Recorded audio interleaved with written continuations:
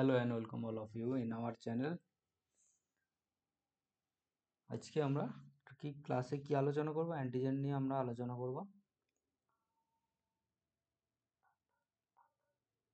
তো আজকে বলার আগে আরেকবার বলে দিই, আমাদের যে ক্লাস চলছে কি শিডিউলে না, মঙ্গলবার বায়োকেমিস্ট্রি চলছে, বৃহস্পতিবার প্যাথোলজি আর শনিবার মাইক্রোবায়োলজি। এই শিডিউলে আমাদের চলছে। এর মাঝে মাঝে আমরা কিছু এমসিকিউ প্র্যাকটিস করব। সেটা কোনো ঠিক করা হয়নি সেটা কবে কবে হবে, তবে সেটা আমরা বলে দেবো। টপিক যতটা কভার করা হবে তার উপর আমরা এমসিকিউ করব।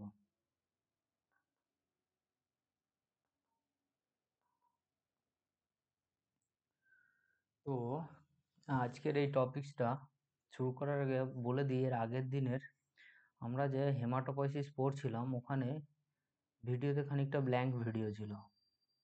তো ওইখানে কী সব বলা হয়েছে ওটা একটু আমরা এখন বলে দিচ্ছি ছোট্ট করে, যেখানটায় ব্ল্যাঙ্ক ছিল। মেনলি এই স্লাইডটায় খানিকটা জায়গা ব্ল্যাঙ্ক ছিল। এখানে যেটা ব্ল্যাঙ্কে বাদ গেছিলো এই মাল্টিপোটেন্ট স্টেম সেল আর প্লুরিপোটেন্ট স্টেম সেল। তো প্লুরিপোটেন্ট স্টেম সেল আমরা তাদেরকে বলবো কিনা এই স্টেম সেলগুলো কিনা এদের এবিলিটি রয়েছে ডিফারেন্সিয়েট করতে পারবে, যে কোনো সেল টাইপে এরা ডিফারেন্সিয়েট হয়ে যেতে পারবে, তাদেরকে হচ্ছে প্লুরিপোটেন্ট স্টেম সেল বলে।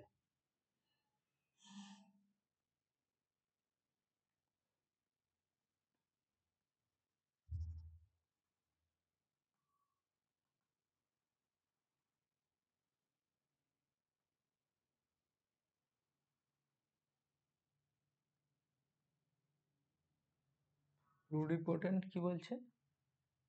এই প্লুরিপোটেন্ট স্টেম সেল এরা হচ্ছে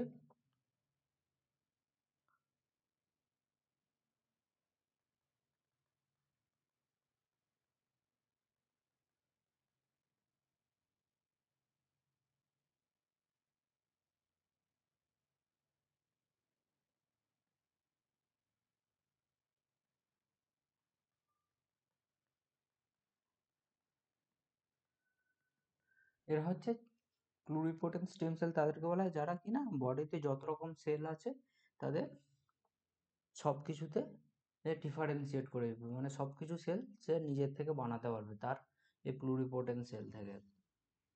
মানে এই প্লুরিপোটেন্ট সেল থেকে কিনা মাস্ট সেলও হবে, আর সব যে সমস্ত যে সেল টাইপগুলো কিনা জার্ম যে লেয়ার ছিল আমাদের, একটা কি লেয়ার ছিল, একটা এক্টোডার্ম এন্ডোডার্ম আর কিনা মেসোডার্ম ছিল। এই এক্টোডার্ম এন্ডোডার্ম মেসোডার্ম থেকে যে যে সেল টাইপগুলো আমাদের তৈরি হতো, সেই সব সেল টাইপগুলো এই প্লুরিপোটেন্ট স্টেম সেল কিনা ডিফারেন্সিয়েট হয়ে তৈরি করতে পারবে। আর মাল্টিপোটেন্ট স্টেম সেল হচ্ছে কিনা হচ্ছে ডিফারেন্সিয়েট হতে পারবে কিছু লিমিটেড স্পেশালাইজ সেল টাইপে, এরা হচ্ছে ডিফারেন্সিয়েট হতে পারবে এই মাল্টিপোটেন্ট স্টেম সেল। তো এই যে মাল্টিপোটেন্ট স্টেম সেলটা আছে এটা কিনা প্লুরিপোটেন্ট স্টেম সেল থেকেই তৈরি হয়। মাল্টিপোটেন্ট স্টেম সেলটা এই যে আমার common myeloid progenitor, common lymphoid progenitor, এরা কি হচ্ছে, এরা হচ্ছে না মাল্টিপোটেন্ট স্টেম সেল। এরা কি তৈরি করছে এই মাইলয়েড প্রোজেনিটর আর বা লিম্ফয়েড প্রোজেনিটর? কেবলমাত্র কিছু স্পেশালাইজড সেল যেমন neutrophil, macrophage, monocyte, eosinophil, basophil, mast cell, erythrocyte, এগুলো হচ্ছে স্পেশালাইজড সেল টাইপ। শুধু এরা কিনা এই common myeloid progenitor and common lymphoid progenitor কেবলমাত্র এই স্পেশাল সেল টাইপগুলোকেই তৈরি করতে পারবে, তাই এইগুলোকে কি না মাল্টিপোটেন্ট স্টেম সেল বলা হয়। আর এর উপরে কি থাকে প্লুরিপোটেন্ট স্টেম সেল, সেগুলো কিনা বডির আর যে সমস্ত সেল টাইপ আছে তাকে সবগুলোকেই এর থেকে প্লুরিপোটেন্ট থেকে তৈরি হতে পারে। তো এইটুকুই যে ব্ল্যাঙ্ক স্লাইডে ছিল। আর যেটা ছিল কি এই যে হেমাটোপয়েটিক স্টেম সেল আছে এটার হচ্ছে সিডি মার্কার হচ্ছে CD34 হেমাটোপয়েটিক স্টেম সেলের ক্ষেত্রে। তো আজকের আমরা চলবো কিনা আজকের যে ক্লাস আছে তার স্লাইডে কি আমরা আজকে দেখবো না অ্যান্টিজেন দেখবো। তো অ্যান্টিজেন আমরা কাকে বলবো? অ্যান্টিজেন কি না, যে হচ্ছে বডিতে আমার ঢুকে একটা ইমিউন রেসপন্স তৈরি করবে এবং তার এগেনস্টে একটা স্পেসিফিক অ্যান্টিবডি প্রডিউস হবে, তাকে আমরা কি অ্যান্টিজেন বলবো।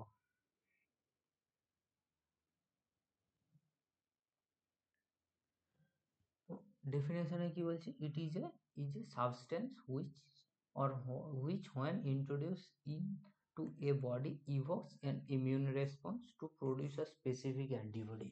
যদি আমার বডিতে কোনো একটা সাবস্টেন্স ঢুকেছে, সে অ্যান্টিবডি তৈরি করছে না, তখন সেটা তাকে আমি অ্যান্টিজেন বলবো না। With which it's reacts in the observable manner, একটা অবজারভেবল ম্যানারে সে কিনা এই অ্যান্টিবডির সাথে রিয়াকশন করছে, অ্যান্টিজেন আর অ্যান্টিবডিটা একটা অবজারেবল ম্যানারে সে রিয়াকশন করছে। এই যে অ্যান্টিজেনগুলো আছে, এর কত রকমের টাইপ আছে। একটা তো কমপ্লিট অ্যান্টিজেন, আর একটা হ্যাপটেন বা ইনকমপ্লিট অ্যান্টিজেন। আবার হ্যাপটেনের মধ্যে দুটো আছে, একটা কমপ্লেক্স হ্যাপটেন আর সিম্পল হ্যাপটেন। আমরা হ্যাপটেনকে দুভাগে ভাগ করি।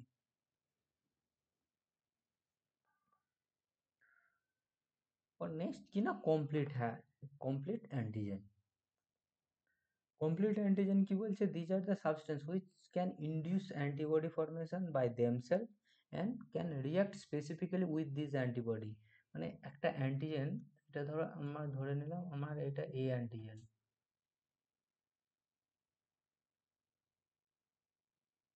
এটা এ অ্যান্টিজেন, এটা আমার বডিতে ঢুকলো, ঢুকার পর যে অ্যান্টিবডিটা তৈরি করলো, এই অ্যান্টিবডিটা কিনা এই অ্যান্টিজেনের সাথে রিয়াক্ট করে যাচ্ছে স্পেসিফিক্যালি। কেবলমাত্র এই অ্যান্টিজেনটা এই অ্যান্টিবডির সাথেই রিয়াক্ট করবে, সেই জন্য এটা লেখা আছে specifically, react specifically with this antibody. তখন তাকে আমরা সেই অ্যান্টিজেনকে কি বলবো না, কমপ্লিট অ্যান্টিজেন বলবো। আর হ্যাপটেন্স কাদের বলবো, haptens are substance unable to induce antibody. মানে হ্যাপটেন কি কোনো অ্যান্টিবডি প্রডিউস করবে না, যদি বডিতে হ্যাপটেনকে দেওয়া হয় সে কোনো অ্যান্টিবডি প্রডিউস করছে না। Formation on its own but can become immunogenic, এই বলছে ক্যাপেবল অফ ইন্ডিউসিং অ্যান্টিবডি, মানে অ্যান্টিবডি তৈরি করতে হবে কখন, when covalently linked to the protein, যখন প্রোটিনের সাথে যুক্ত হবে তখন এই হ্যাপটেনটা একটা কমপ্লিট অ্যান্টিজেন তৈরি করবে। তার মানে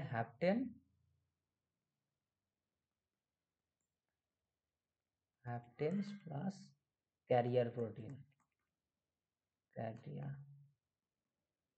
প্রোটিন সমান কি না কমপ্লিট অ্যান্টিজেন।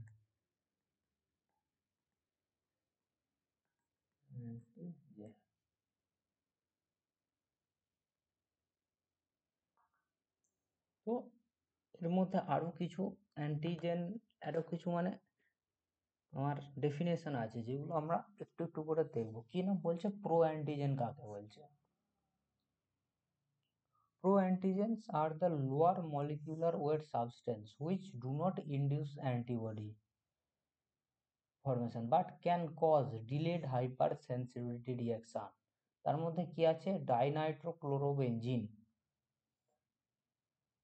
প্রো অ্যান্টিজেনের ডেফিনেশনে কি বলছে, এরা হচ্ছে লো মলিকিউলার ওয়েট সাবস্টেন্স, মানে একটা জিনিস লো মলিকিউলার ওয়েট, সেটা কিনা অ্যান্টিবডি ফর্মেশনকে ইন্ডিউস করতে পারে না, কিন্তু এটা কিনা ডিলেড হাইপার সেন্সিটিভিটি রিঅ্যাকশন আমার দেখায়। আরেকটা কি আছে না, অ্যান্টিজেনিক ডিটারমিনেন্ট। অ্যান্টিজেনিক ডিটারমিনেন্টকে আরেকটা বলা হয় কিনা এপিটোপস। এপিটোপস কার মধ্যে থাকে না, এপিটোপস যে অ্যান্টিজেনটা আছে, অ্যান্টিজেন পার্টিকেল যে আছে, সেটা যে পুরোটা তো অ্যান্টিজেনিক না, মানে এর হচ্ছে কিছু কিছু স্পেসিফিক জায়গাগুলো আছে যেগুলো কিনা অ্যান্টিবডিকে ইনডিউসড করে, মানে অ্যান্টিবডি ফর্মেশনটাকে ইনডিউসড করে, সেই স্পেসিফিক জায়গার এগেনস্টেই অ্যান্টিবডি তৈরি হয়। সেই স্পেসিফিক জায়গাগুলোকে বলা হয় আমার এপিটোপ বা অ্যান্টিজেনিক ডিটারমিনেন্ট। যেমন রেড সেলের ক্ষেত্রে, আমার রেড সেলের মধ্যে প্রচুর একটা সেল আছে, এর মধ্যে অনেক অ্যান্টিজেন আছে। যদি আমি ব্লাড গ্রুপ অ্যান্টিজেনগুলোকে ধরি, এর মধ্যে কি কি আছে, এইচ অ্যান্টিজেন আছে, এ আছে, বি আছে, এই অ্যান্টিজেনগুলো আছে। তো প্রত্যেকটা অ্যান্টিজেনের এগেনস্টে আলাদা আলাদা আমার অ্যান্টিবডি তৈরি হয়। তো এইগুলোকে এইচ এ বি এগুলোকে আমি কি বলবো তখন ওই অ্যান্টিজেনিক ডিটারমিনেন্ট বলবো। বলছে antigenic determinant is the smallest unit of the অ্যান্টিজেনিসিটি।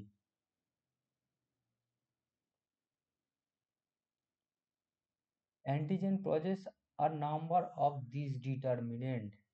বলছে কি না অ্যান্টিজেনিক ডিটারমিনেন্ট বা epitope is the smallest unit of the antigenicity. Antigenicity যে সব থেকে ছোট ইউনিট, মানে একটা অ্যান্টিজেন এসেছে তাকে মেরে ভেঙে সব থেকে যেই একটা ক্ষুদ্র যেই অংশটা আমার বডিতে গিয়ে কিনা অ্যান্টিবডি ফর্মেশনকে ইনডিউস করতে পারছে, সেইটাই হচ্ছে ওর সব থেকে ছোট ইউনিট, সেটাকে আমরা কি বলছি না এপিটোপ। আর একটা অ্যান্টিজেনের মধ্যে এই এপিটোপ অনেক সংখ্যায় থাকে।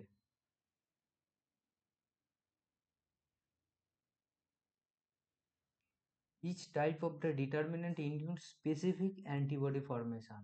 এখন এই যে এর মধ্যে ধর একটা সেলের মধ্যে 5 রকমের অ্যান্টি এপিটোপ আছে, তো ওই সেলের 5টা এপিটোপের এগেনস্টে 5টা আলাদা আলাদা অ্যান্টিবডি তৈরি হবে। এটা এ এর জন্য এ অ্যান্টিবডি, এটা বি এর জন্য বি অ্যান্টিবডি, এটা সি এর জন্য সি অ্যান্টিবডি, এটা ডি এর জন্য ডি অ্যান্টিবডি, এরকম আলাদা আলাদা স্পেসিফিক অ্যান্টিবডি হবে।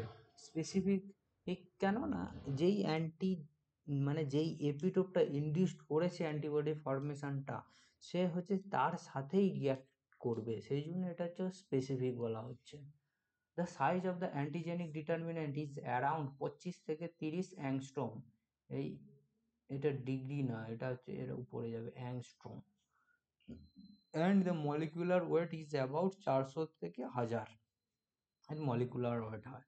The combining site on the antibody molecules corresponding to the epitope is called paratope. তো এই এপিটোপ আর প্যারাটোপ কিনা একে অপরের পরিপূরক, মানে একে অপরের সাথে রিয়াকশন করবে।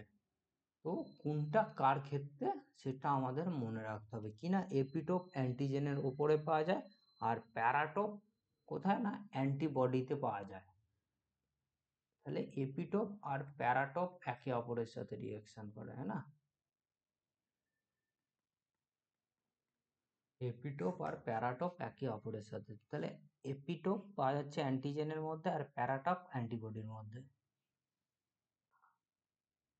এরপরে এই যে আমাদের বিভিন্ন অ্যান্টিজেনিসিটিগুলো ওগুলো কিসের উপর ডিপেন্ড করে, বিভিন্ন জিনিসের উপর ডিপেন্ড করে। তার মধ্যে আমাদের যেগুলো ইম্পর্টেন্ট আছে আমরা শুধু সেই কয়েকটা ফ্যাক্টরই দেবো। তার মধ্যে কি আছে, একটা ফরেননেস। ফরেননেস মানে এই যে অ্যান্টিজেন, এই অ্যান্টিজেনটা আমার বডিতে ঢুকছে, এটা কতটা বিদেশি বস্তু, মানে বলবো মানে সেই জিনিসটা কতটা আমার দেহের নয়, সেটা হচ্ছে ফরেননেস, মানে কতটা অন্যজনের। বলছে an antigen must be foreign to the individual, মানে নন সেলফ, তার নিজের না, to induce an immune response. The immune system does not normally mount an immune response against his own antigen. মানে আমার বডিতেও তো অনেক বিভিন্ন ধরনের অ্যান্টিজেন আছে, তার এগেনস্টে আমার বডি কি কোনো অ্যান্টিবডি প্রোডাকশন করছে না। এই যে অ্যান্টিবডিটা প্রোডাকশন করছে না, কেন করছে না, কি না আমার বডির একটা সেলফ টলারেন্স আছে, একটা সেলফ টলারেন্স আছে। সেই সেলফ টলারেন্স মানে আমার যখন এমব্রায়োনিক লাইফ থেকে আমার যখন বডিটা ডেভেলপ হচ্ছে, সে প্রথম থেকে এই সমস্ত অ্যান্টিজেনগুলো বডির মধ্যে আগে থাকতে দেখছে নিজের হিসেবে, সেই জন্য এই সমস্ত অ্যান্টিজেনের এগেনস্টে আমার বডিতে অ্যান্টিবডি প্রোডাকশন হয় না। কেবলমাত্র যেইটা বডির নিজস্ব অ্যান্টিজেন না, কেবলমাত্র সেই অ্যান্টিজেনের এগেনস্টেই এই আমার অ্যান্টিবডি কি ফরমেশনটা ইনডিউসড হবে। আর কি না অ্যান্টিজেনের সাইজটা কতটা আছে সেটা হচ্ছে ভ্যারি করছে। লার্জার মলিকিউলস যদি বড় হয় অ্যান্টিজেনটা, সেটা কি না হাইলি অ্যান্টিজেনিক হবে, বাট যখন সেটা ছোট হবে সেটা উইকলি অ্যান্টিজেনিক হবে। আর এই যে আমার অ্যান্টিজেনগুলো আছে এর কেমিক্যাল নেচারের ওপর আমার অ্যান্টিজেনিসিটিটা ডিপেন্ড করছে। তো কেমিক্যাল নেচার কি বলছে, মোস্টলি অ্যান্টিজেনিক, কি বলছে, proteins or polysaccharide in nature. Proteins are the more effective antigen, বলছে বেশিরভাগ অ্যান্টিজেনিক প্রোটিন অথবা পলিস্যাকারাইড ইন নেচার। তার মধ্যে এক্সেপশন একটা কি দিয়েছে না, জিলাটিন। জিলাটিন হচ্ছে exception, which is non antigenic protein. তো এই জিলাটিনটা মনে রাখবো, এটা ইম্পর্টেন্ট পয়েন্ট। জিলাটিন কি বলছে, কিসের জন্য এটা নন অ্যান্টিজেনিক, এর মধ্যে যে টাইরোসিন আছে সেটা হচ্ছে প্রচুর কম পরিমাণে আছে টাইরোসিনের কন্টেন্ট, সেই জন্য এটা নন অ্যান্টিজেনিক। এছাড়াও লিপিড এবং nucleic acid are less antigenic on their own, but do so when combined with protein. যখন লিপিড আর নিউক্লিক অ্যাসিড যেগুলো আছে এগুলো হচ্ছে অতটা অ্যান্টিজেন না, মানে অ্যান্টিজেনিক যে ক্যাপাসিটি আছে, অ্যান্টিজেনেসিটি আছে ওটা কম, কিন্তু যখন এরা প্রোটিনের সাথে যুক্ত হয়ে যায় তখন আবার এরা অ্যান্টিজেনেসিটিটা আমার দেখায়। তো এর মধ্যে একটা আমরা লিপিড পড়েছি কিনা, সেটা অ্যাক্ট অ্যাজ এ অ্যান্টিজেন, তো কিনা তার নাম হচ্ছে কার্ডিওলিপিন।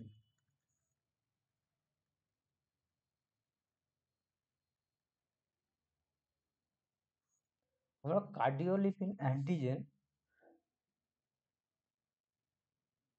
ইউজ করি কি টেস্টে, সেটা কিনা কমেন্টে জানাবেন আপনারা। কার্ডিওলিপিন অ্যান্টিজেন আমরা একটা টেস্টে ইউজ করছি, সেটা কমেন্টে জানাবেন। এর আগে লিপিডের ক্লাসিফিকেশন আমি পড়েছি না, কার্ডিওলিপিন হচ্ছে একটা লিপিড, কি না, গ্লিসারোফসফোলিপিড কার্ডিওলিপিন।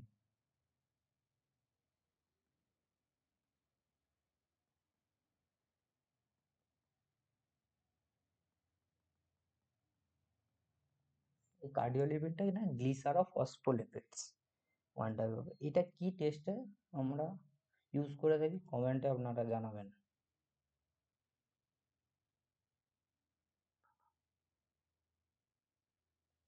এরপর কি আছে না, অটো স্পেসিফিসিটি, বলছে সেলফ অ্যান্টিজেন, যেটা এর আগেও বললাম, self antigens are generally non antigenic, but there are exception, this exceptions are lens protein and sperm. এই এক্সেপশন দুটো আমরা মনে রাখবো। কি বলছে, lens protein normally confined within its capsule, মানে লেন্স প্রোটিন যেটা হয় সেটা ক্যাপসুলের মধ্যে বন্দি থাকে, does not come in contact with the immune system, therefore it is not recognised. মানে আমাদের চোখের যে লেন্স প্রোটিনটা আছে একটা ক্যাপসুল দ্বারা আবৃত থাকে সবসময়, সেই জন্য এটা আমাদের বডির ইমিউন সিস্টেমের কন্ট্যাক্টে আসে না, সেই জন্য এটা আমাদের বডির ইমিউন সিস্টেম চেনে না একেবারেই, যে এটা বডির নিজস্ব জিনিস। সিমিলারলি যে স্পার্ম অ্যান্টিজেন আমাদের আছে, স্পার্ম যে অ্যান্টিজেন হিসেবে কাজ করে, সেই স্পার্মটা কি, ডিউরিং যে এমব্রায়োনিক লাইফ তখন হচ্ছে এই স্পার্মটা আমাদের বডিতে থাকে না, এটা কি না বডিতে পরে ডেভেলপ হয়, সেই জন্য এটাকে ইমিউন সিস্টেম অ্যান্টিজেন হিসাবে রেকগনাইজ করে।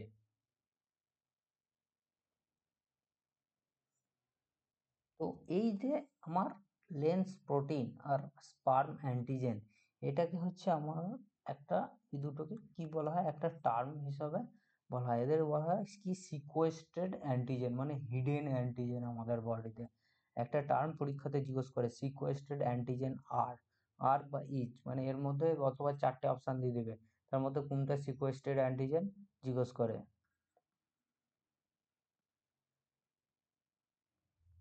সিকোয়েস্টেড অ্যান্টিজেন বা হিডেন অ্যান্টিজেন।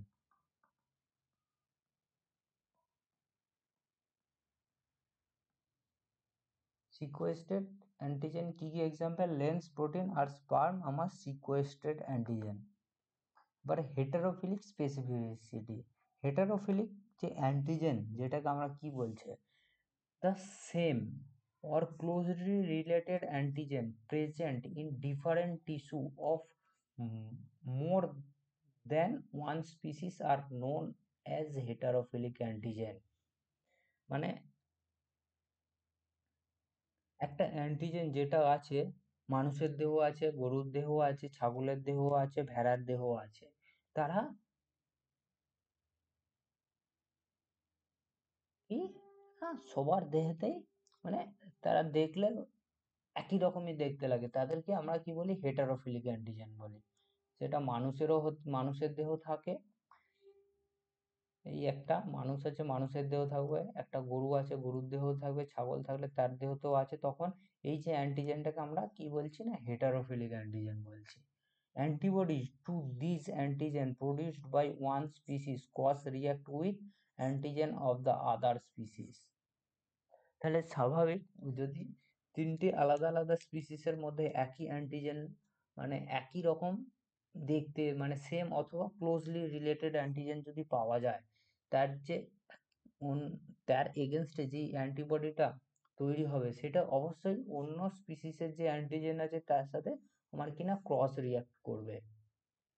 এর এক্সাম্পল কি কি আছে, ফোর্সম্যান অ্যান্টিজেন আছে, তারপরে ওয়েলফিলিক টেস্ট যে করছি তার যে অ্যান্টিজেন আছে সেটাও হেটারোফিলিক অ্যান্টিজেন। পল ওয়ানেল যে টেস্ট করি তার ক্ষেত্রে যেটা ইউজ করি সেটাও কিনা এই হেটারোফিলিক অ্যান্টিজেনের ওপরেই বেসড। তো এই ফোর্সম্যান অ্যান্টিজেন যেটা আছে সেটা কি বলছে, glycoprotein polysaccharide complex widely present in man, animal, bird and bacteria. এর এই যে ফোর্সম্যান অ্যান্টিজেন যেটা আছে, এটাকে আমরা কি বলি, ইউনিভার্সাল হেটারোফিলিক অ্যান্টিজেন, ইউনিভার্সাল হেটারোফিলিক এই অ্যান্টিজেন। এটা স্টার মার্ক, এটা পরীক্ষায় আসতে পারে, ইউনিভার্সাল হেটারোফিল অ্যান্টিজেন কি, ফোর্সম্যান অ্যান্টিজেন। তো এই হেটারোফিলিক অ্যান্টিজেনের উপর ডিপেন্ড করে আমরা দুটো টেস্ট কি কি করি না, একটা ওয়েলফিলিক রিয়াকশন দেখি আর একটা পল বার্নেল টেস্ট দেখি। এইখানে ওয়েলফিলিক যে রিয়াকশনটা আমরা টেস্টটা করি সেটা কার জন্য করি, কিসের জন্য না, টাইফাস ফিভার আমার যে হয় সেই টাইফাস ফিভার ডিটেক্ট করার জন্য করি। এই টাইফাস ফিভার কেস কে করে না, রিকেটসিয়া করে।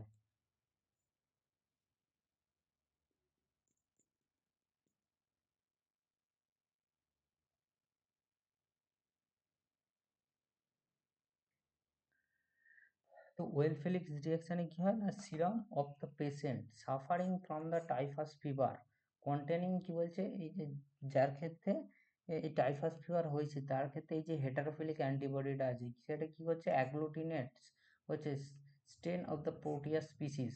কি কি স্পিসিস আছে, OX19, OX2 and OXK. This is due to the presence of the heterophilic antigen on the rickettsia causing typhus fever shared by these proteus strain। মানে এটার বলছে এই যে প্রোটিয়াস স্ট্রেনের অ্যান্টিজেন আর টাইফাস ফিভার মানে রিকেটসিয়া যদি in fact করে তার ক্ষেত্রে যে অ্যান্টিবডি প্রডিউস করে, মানে রিকেটসিয়ার অ্যান্টিজেন দুটো একে অপরের সাথে রিলেটেড, তাই এর অ্যান্টিবডি এই প্রোটিয়াসের এই স্ট্রেনগুলোর সাথে রিয়াকশন করছে। এখন এই যে স্ট্রেনগুলো দিয়েছে প্রোটিয়াস এর OX19, OX2, OXK, এর হচ্ছে একটা এক্সেপশনাল ক্রাইটেরিয়া, এর হচ্ছে একটা আছে, প্রোটিয়াস অ্যাকচুয়ালি প্রোটিয়াস স্পিসিস কি মোটাইল হয়, প্রোটিয়াসের স্পিসিসটা মোটাইল হয়, আর এই যে OX19, OX2, OXK এইগুলো হচ্ছে প্রত্যেকটা নন মোটাইল স্ট্রেন।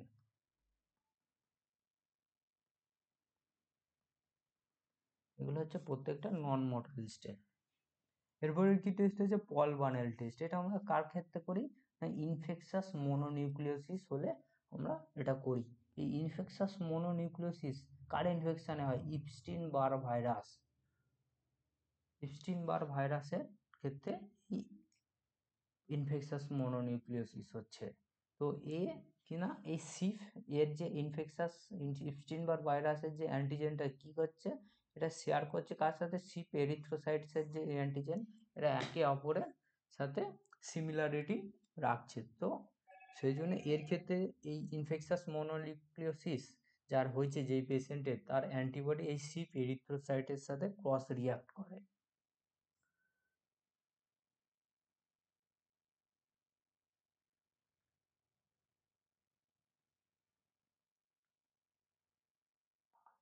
এরপরে কি বলছে আরেকটা টার্ম কি, সুপার অ্যান্টিজেন। সুপার অ্যান্টিজেন কাকে বলে, Super antigen are molecules that can interact with antigen presenting cell APC and T lymphocytes in a non-specific manner. তাকে আমরা কি সুপার অ্যান্টিজেন বলবো।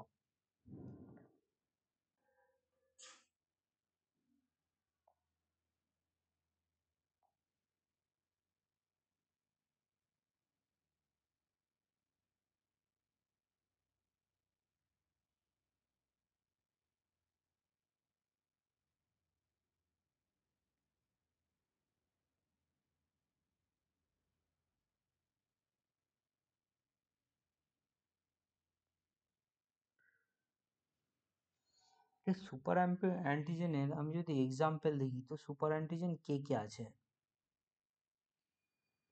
কি আমরা যখন সিস্টেমিক ব্যাকটেরিওলজি যে পড়েছি ওখানে যে টপিক যখন স্ট্যাফাইলোকক্কাস পড়েছি, স্ট্যাফাইলোকক্কাসের টক্সিন সুপার অ্যান্টিজেন, স্ট্রেপ্টোকক্কাসের কিছু টক্সিন ছিল সেও সুপার অ্যান্টিজেন হিসাবে কাজ করে। স্ট্যাফাইলোকক্কাসে এন্টারোটক্সিন ছিল, টক্সিন শক সিন্ড্রোম টক্সিন ছিল, ফের স্ট্রেপ্টোকক্কাল পায়োজিনিসের এক্সোটক্সিন ছিল। এগুলো সবই সুপার অ্যান্টিজেন হিসাবে কাজ করে। তখন ওই সময় আমি বলে দিয়েছিলাম যে সুপার অ্যান্টিজেন এই টক্সিনগুলো।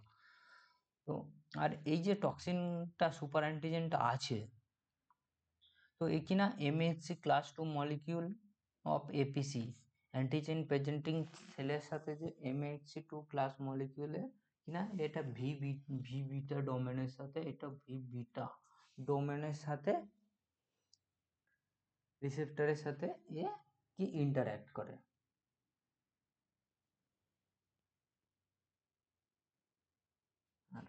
এই যে এপিসি গুলো আছে আমার, এপিসির এক্সাম্পল কি কি আছে?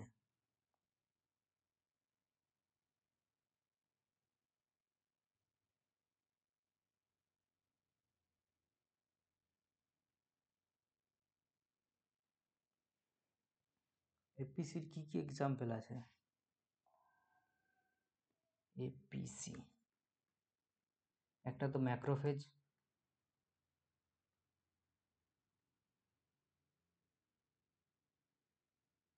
ম্যাক্রোফেজ, বি সেল,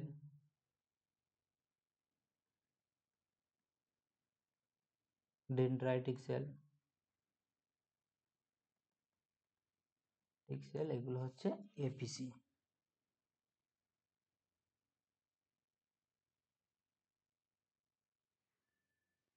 তো সুপার অ্যান্টিজেন কাকে বলছে? Super antigen are molecules that can interact with the antigen presenting cell and the T lymphocyte in a non-specific manner. Interaction of the super antigens and with MHC class 2 molecules of the APC and V beta domain of the T lymphocyte receptor activates a large number of the T lymphocyte than conventional antigen. This leads to massive cytokines expression and immunomodulation. Staphylococcal enterotoxin, exfoliative toxin, and some viral protein are example of super antigen. তো আমার অ্যান্টিজেনের এই যে ক্লাসে যে টার্মিনোলজিগুলো বলা হয়েছে এগুলো একটু মনে রেখো ভালো করে। এইখান থেকেই এই দু চারটে টার্মিনোলজি থেকেই কোশ্চেন এরা ঘুরিয়ে ফিরিয়ে বিভিন্ন সময় দেয়। ধন্যবাদ সকলকে আপনাদের। আরেকবার যাওয়ার আগে বলে দিই শিডিউল ক্লাসের কিনা মঙ্গলবার বায়োকেমিস্ট্রি ক্লাস হয়, বৃহস্পতিবার প্যাথোলজি, আর শনিবার মাইক্রোবায়োলজির ক্লাস হয়। এটা কিনা এই ইউটিউব চ্যানেলে 9:30টার সময় আপলোড হয় রাত্রি। তো এই ইউটিউব চ্যানেল ফলো করে করো। ধন্যবাদ সকলকে।